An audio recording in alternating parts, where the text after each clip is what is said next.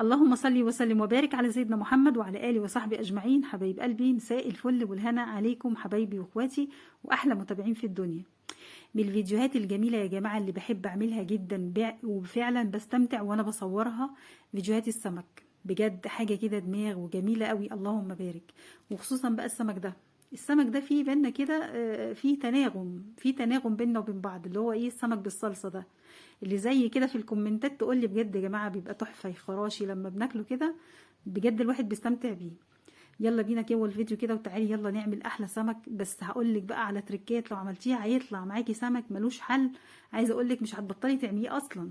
السمك البولتي ده ليه كده دماغ، بصي جماله حاجه بجد عظمه، طعمه تحفه جدا. وشكله بيتكلم عن نفسه، هو بيقول لك بصي انا شكلي عامل ازاي. لا بجد ملوش حل. السمكية مقرمشة لو مقلية، لو في صلصة كده ملزلزة وجميلة وتحفة، برغم ان هو مش كبير وما بحبش الكبير، رخم الكبير. السمك البولتي ده بالنسبة لي انا شخصيا رخم جدا، ما بحبوش. حب السمكية اللي هي المتوسطة دي، اللي هي لا كبيرة ولا صغننة، في السمكة اللي هي بتتحط في صلصة دي. يلا بينا جوه الفيديو كده، تعالي معايا يلا، واوعي تسيبيني جوه الفيديو وتروحي هنا ولا هنا، خليكي معايا للاخر وان شاء الله يعجبك الفيديو. قبل ما بقى نخش على الفيديو اعملي لي لايك وشير، ويلا اشتركي معايا في القناه لو عجبتك القناه، لو اول مره تشوفيها.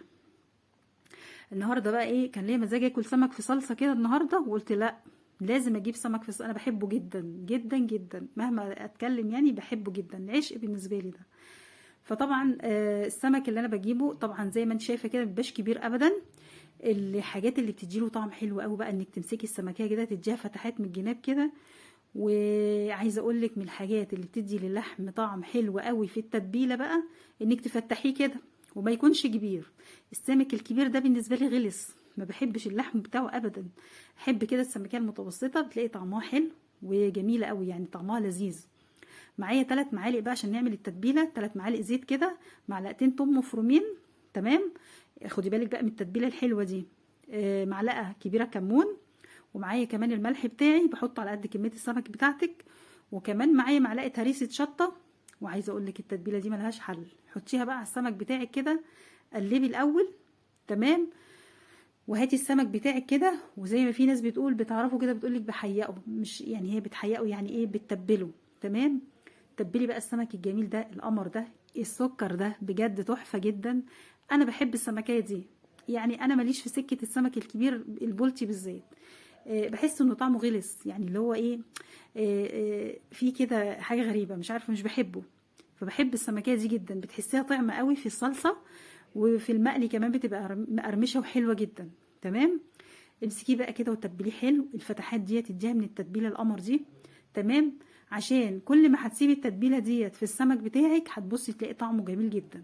طبعا احنا هنا اول حاجه بدأنا بيها تتبيله السمك، عشان هنعمل حاجات ورانا كتير.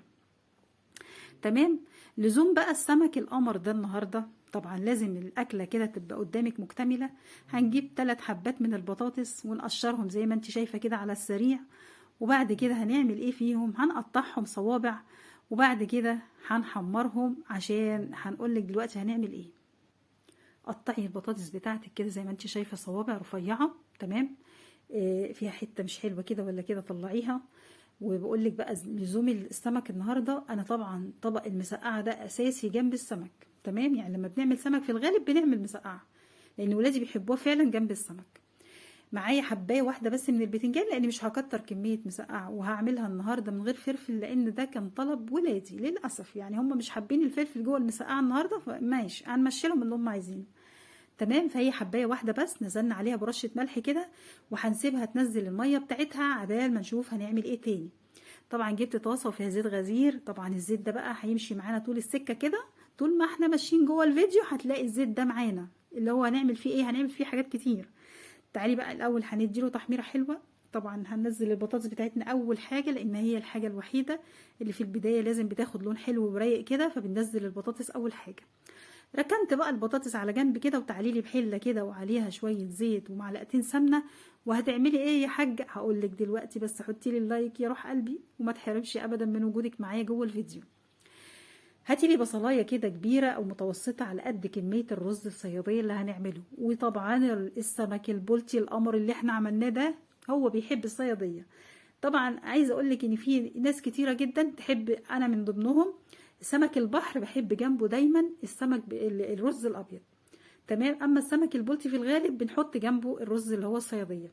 معرفش، هو في كده علاقه غريبه شويه في الاكل، بس هو ده اللي فعلا انا بحسه. يعني هو البلطي بحبه مع الصياديه، انما الاسماك البحر كلها بحبها مع السمك الرز الابيض. ممكن تكون في ناس زي، ممكن تكون في ناس بتحب السمك الرز الصياديه مع الاكل عموما بتاع السمك. عادي، كل واحد وذوقه في الاكل. تمام. معايا البصلايه زي ما انت شايفه كده قطعناها، هننزل عليها برشه من الفلفل الاسود دلوقتي. وطبعا هنا التركيه الحلوه قوي اللي هتعمليها في الرز الصياديه، لازم البصلايه بتاعتي تاخد اللون البني الغامق. تمام، مش ذهبي بقى، يعني عايزه اغمقها سنه كده عشان يطلع معايا الرز بتاعي طعمه حلو ولونه جميل قوي. تمام. انا حمرتها زي ما انت شايفه كده. هنزل بكميه الميه اللي احنا عملناه، اللي هنعمل على قدها الرز. حلو الكلام، حلو الكلام. نزلت بالميه ليه الاول؟ عشان عايزه اخد لون البصلايه جوه الميه، فهسيبها تغلي الاول عشان تاخد لون البصلايه البني ده ينزل معايا في الميه، بالتالي الرز يشربه لما تغلي ويبقى يديني اللون الحلو بتاع الرز الصياديه. بصي البطاطس لونها عامل ازاي، تحفه جدا، اللهم بارك. طلعي البطاطس بقى يا حاجه كده عشان خلاص دخلت على التصفير. تمام. انا بقول لنفسي يا حاجه يلا بينا، ربنا يكرمنا بالحج ان شاء الله. تمام. حطي بقى البطاطس كده زي ما انت شايفه، طلعيها. وهنرجع برضو نبص دلوقتي هنعمل ايه على السريع. معايا البتنجان بتاعي، اللي هي البتنجانيه الواحده يا عيني الغلبانه دي اللي هنعملها مسقعه. حلو كده. نزلت بيها كلها كده، هي مش مستاهله دلع ولا كلام من ده. نزلت بيها كلها كده وهتعيش حياتها لغايه ما تاخد اللون بتاعها. الميه هنا بصي اللون بتاعها عامل ازاي، اللهم بارك بقى. هو ده الرز الصياديه الصح. نزلي الاول الميه على البصلايه بتاعتك، تدي اللون البني اللي انت شفتيه ده كده. هتلاقي الرز بتاعك طالع بصي مفيهوش غلطه. تمام. انزلي برشه كمون، وما تحطيش الكمون قبل ما الميه تغلي عشان ما يمررش معايا الميه. حطي الكمون بعد ما الميه تغلي. وظبطي الملح وقفلي الرز بتاعك. معايا حله تانية. هتعملي ايه تاني؟ هقول لك دلوقتي. طبعا احنا معانا طبعا سمك بصلصه ومعانا مسقعه، يبقى هنعمل الصلصه بتاعت الاتنين مره واحده. الحله معايا اهي زي ما انت شايفه، نزلت فيها بمعلقتين مفرومين من الثوم. وادي بوريكي البطاطس والبتنجان بتوع المسقعه كانوا خلصوا. تمام كده. معايا زي ما قلنا شويه من الزيت، عليهم معلقتين مفرومين من الثوم. ونزلنا كده بعد ما ياخدوا تصفيره خفيفه، نزلت عليهم بنص معلقه من الكزبره الناشفه. ويا سيدي على الريحه، مش قادره اقول لك على ريحتهم ساعتها كانت عامله ازاي، حكايه بجد. اللهم بارك وبالف هنا للي كل. تمام. انا معايا بقى الطماطم بتاعه الصلصه هنا. عايزه اقول لك ما بضربهاش في الخلاط ابدا. ساعات كتيره لما بكون مستعجله بضربها في الخلاط، لكن دلوقتي بجد بحطها بقى ليه مبشوره. المبشوره هنا بتدي طعم جميل جدا للمسقعه، وكمان اللهم صل على سيدنا محمد لصلصه السمك. خلصنا خلاص كده الصلصه بتاعت السمك والمسقعه وسبتهم يتسبكوا. وهاجي بقى بوله كده ومعايا 4 معالق من الدقيق، عليهم معلقتين من النشا، ودول اساسي في تحمير السمك. عايزه تطلعي سمكايه مقرمشه وتحفه وطعمها جميل قوي، حطي معلقتين النشا دول، ما تستغنيش عنهم معاكي في السمك ابدا. يعني بصي دول اساسي كده معاكي في السمك. لو عايزه تطلعي سمكايه حلوه يبقى معاكي زيت غزير، معاكي معلقتين نشا جوه الدقيق، خلاص كده طلع لك سمكايه بصي معتبره. تبدري بقى السمك بتاعك كله كده زي ما انت شايفه. هيطلع بقى بعد التبديره بتاعتنا القمر ديت كده، اركنيه شويه قبل ما نيجي بقى نحمر. احنا لسه طبعا ما دخلناش في تحمير السمك. احنا كل ده كنا بنشطف في الرز وفي الصياديه في المسقعه بتاعتنا، وطبعا بنوضب في الصلصه برضو بتاعه السمك. فطبعا عملنا حبه حاجات. تمام. الزيت اللي فاضل بقى هو ده اللي هعمل فيه السمك اللي حمره. حلو الكلام. انا هنا بطلع بقى الصلصه اللي انا هحط فيها الاول. طبعا الصلصه دي هجزأها لاتنين، هتشوفي دلوقتي واحنا شغالين. نزلت بالسمك بتاعي كده بعد ما الزيت سخن معايا جامد. تمام. هو كان سخن طبيعي، بس طبعا بديله زياده يعني ايه في السخونيه. هنا بظبط الملح بتاعه الصلصه، وخلي بالك ما تزوديش ملح، لان طبعا البتنجان بتاع المسقعه عليه ملح والسمك بتاعي عليه ملح، فخلي بالك هنا من الملح، ما تزوديش ملح كتير. وننزل برشه فلفل اسود وهسيبهم ياخدوا غلوه كمان لغايه ما تتسبك حلو قوي. وهنشوف السمك بتاعنا هتنزليه في الزيت الغزير. افضلي بقى قلبي في ايدك فيه، شغاله تقليب بس كل دقيقه كده تقليب. ليه؟ عشان ياخد اللون بتاعي موحد كده من الجنبين، ما يبقاش لون غامق ولون فاتح، وجنب ياخد سوا عالي وجنب تاني ما ياخدش سوا عالي. الصلصه هنا هي بصي هقسمها لايه، للمسقعه. هاخد منها جزء للمسقعه زي ما انت شايفه كده، الجزء ده يا ربي للسمك، والجزء اللي في الحله موجود معايا طبيعي هحط عليه بقى الكميه بتاعت اللي انا هعملها، البطاطس والبتنجان، ولو عايزه فلفل حمريه برده هتحطيه. تمام. نزلت كده بالكميه بتاعتنا على الصلصه بتاعت المسقعه. حلو الكلام، حلو الكلام. حطي لي بقى لايك لو وصلتي معايا لغايه هنا، ولا تحرم من قعدتك الجميله معايا ولا لايكاتك القمر. تمام. ادي المسقعه بتاعتنا خلصت خلاص. انا هنا بقى ما بزودهاش خالص على النار نهائي، خلاص مجرد ما احط البطاطس والحاجه اللي هي البتنجان وكله خلاص بركنها بقى، بطفي النار عليها. بصي الرز هنا خلاص كان دخل على السوا، بديله تقليبه كده، اللهم بارك، شكله تحفه جدا. والسمك طبعا بكمل تحميره زي ما انت شايفه كده. احنا كده خلصنا المسقعه وجهزنا الرز بتاعنا، كان على النار على العين الواطيه كده، وخلاص على كده.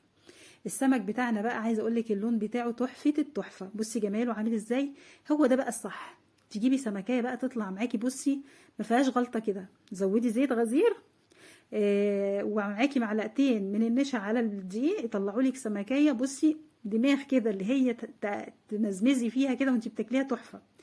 الكبير ده زي ما انا قلت لك ما بحبوش خالص، ولا في بيني وبيني اي علاقه. احب قوي السمكه المتوسطه الجميله. بصي شكلها عامل ازاي، بجد تحفه، تتاكل من فوق لتحت كده. تمام. كملي بقى التحمير بتاعنا عادي اهوت. وطبعا كده احنا خلصنا الاكل بتاعنا كله، خلاص كده الفيديو بتاعنا انتهى. ونقدم بقى المسقعه بتاعتنا التحفه. بصي شكلها عامل ازاي، حبه مسقعه عظمه العظمه، تحفه جدا، اللهم بارك. اتمنى الفيديو يكون خفيف عليكم حبايبي واخواتي، وان شاء الله معاكم فيديوهات جديده، واتمنى اترككم في رعايه الله وامنه، والسلام عليكم ورحمه الله وبركاته.